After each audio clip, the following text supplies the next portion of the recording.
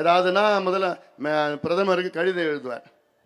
இந்த கமலஹாசன் படம் பார்த்தீங்கன்னா, கண்மணி அன்போடு காதலன் எழுதுவது மடல், இப்படிதான் கடிதம் எழுதுவார். இன்னைக்கு சேலம் நாளுன்னு கொண்டாடிட்டு இருக்கிறோம். 160வது சேலம் நாள், சேலம் டே இன்னைக்கு கொண்டாடுறோம். சந்தோஷமா இருக்குது எனக்கு. இன்னைக்கு எனக்கு தெரியல, காலையில தான் தெரிஞ்சது சேலம் நாள். இப்படி சேலத்துக்கு பல பெருமைகள் இருக்கிறது.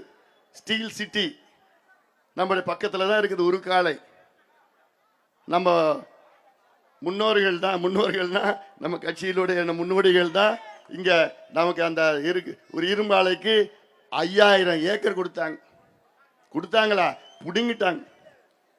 ஒரு ஏக்கர் எவ்வளோ? 2000 ரூபாய், 1500 ரூபாய், 1800 ரூபாய். அண்ணனுக்கு தெரியும். 3000 ரூபாய் அண்ணனுக்கு கொடுத்துருக்குறாரு. ஆரம்பமான கேசிஆர் அண்ணனுக்கு அவனுக்கு தெரியும். 3000 ரூபாய் ஒரு ஏக்கர். இன்னைக்கு ஒரு ஏக்கர் வந்து 10 கோடி ரூபாய், 8 கோடி ரூபாய். அந்த 4000 ஏக்கர் அப்படியே சும்மா இருக்குது. எனக்கு ஆசை, என்னோட நோக்கம் என்ன, அந்த 4000 ஏக்கரும் நிலத்தை கொடுத்தவங்களுக்கு திருப்பி கொடுத்துடலாமா?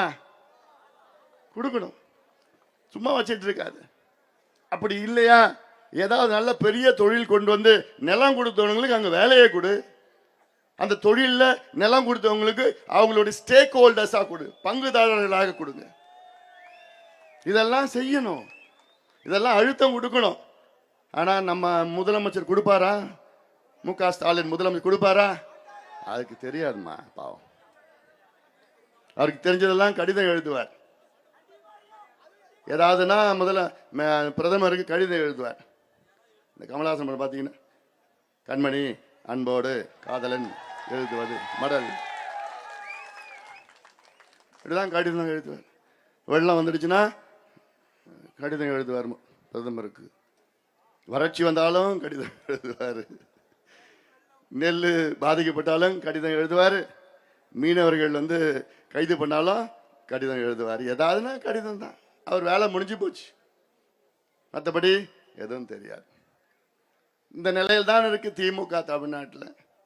அதனால எனக்கு ஒரு ஆசை இருக்குமா, போன எம்எல்ஏ தேர்தலில் இந்த சேலம் மாவட்டத்தில் 10 தொகுதியில் திமுக தோல்வி அடைந்தது. இந்த தேர்தலில் 11 தொகுதியிலையும் திமுக டெபாசிட்டை இழக்கணும்.